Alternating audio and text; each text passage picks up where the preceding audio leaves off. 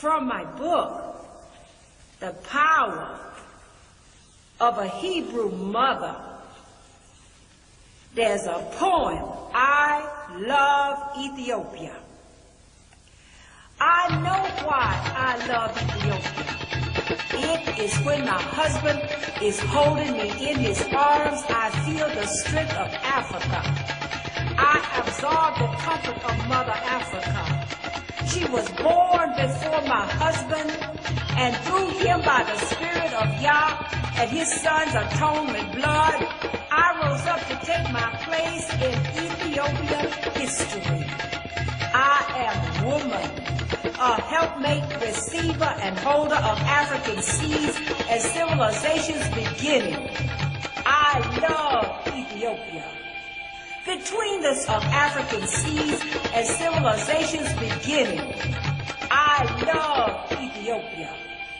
Between the spreading of my limbs are birth and pains for the lifeblood of my Ethiopia.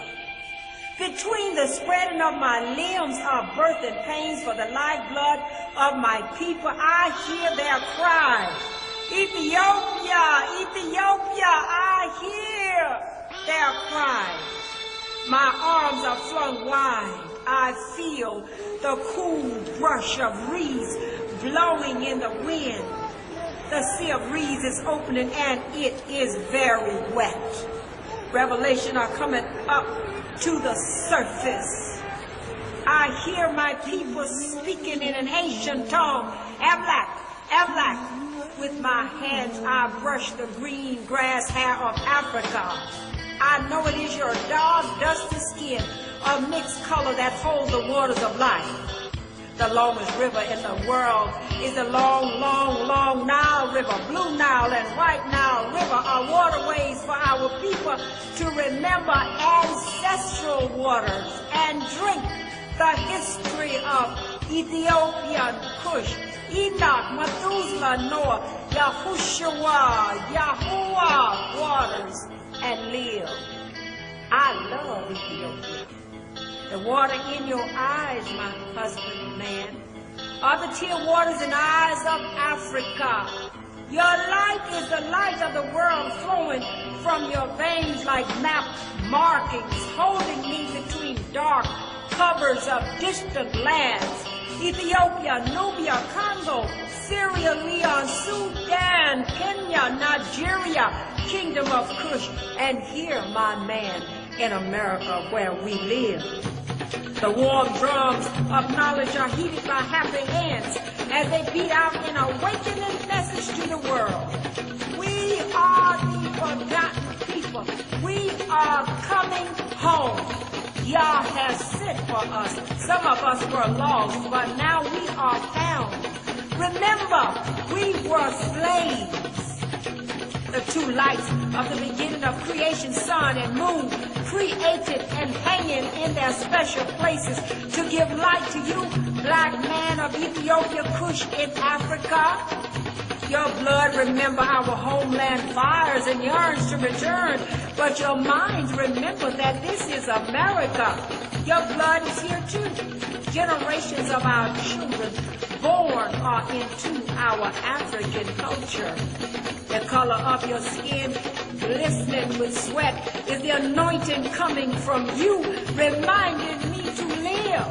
I have a woman's right to live and speak, seeing that I am from your side real. For through our bodies here in America flow the seas of Kush, Mizraim. Do you see?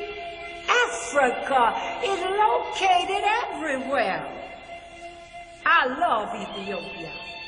And when we hold our sons tight in our arms of protection, I know that you and your sons and our sons represent three corners of the family.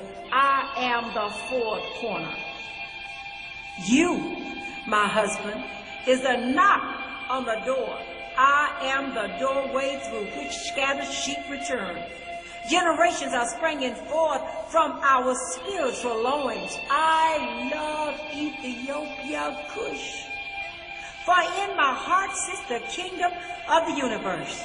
In this bosom I hear his son's voice, and my voice is crying aloud. Spare not. His voice calling to his only begotten children. His son kneels in prayer for the return of the lost sheep of the house of Israel. Your heartbeats, my husband, are pounding. Your mouth sounds like a loud shofar. The heavens are open, and there is fire. Your fire is calling me to Africa. In your bosom, your heartbeats are the drums of the forgotten language of your dispersed people, Cush, Africa.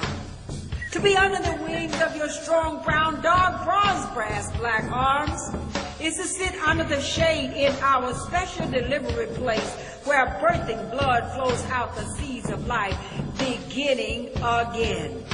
We have been to the rivers and have bathed in Euphrates memories and were startled by the reflection of fires and faces staring back from these Nile waters, faces like your face, my face, their faces, our faces, moving eyes filled with hurt when we think about the Mississippi River. It is a long-running river that hides the souls of our ancestors' stories. Since it is the longest river, there are more stories to tell than we have the time to write, for it is the longest river in America, and it connects with other rivers, carrying more stories to tell to the world. I have tasted the waters of the Mississippi River and found that I live through the sacrifices and burnt offerings made by my people. I placed my ears to the water and I listened to the flow. I walked into the Mississippi one day. I was thirsty and asked for a drink of water. They told me that this water comes from the Mississippi Reservoir. I know there is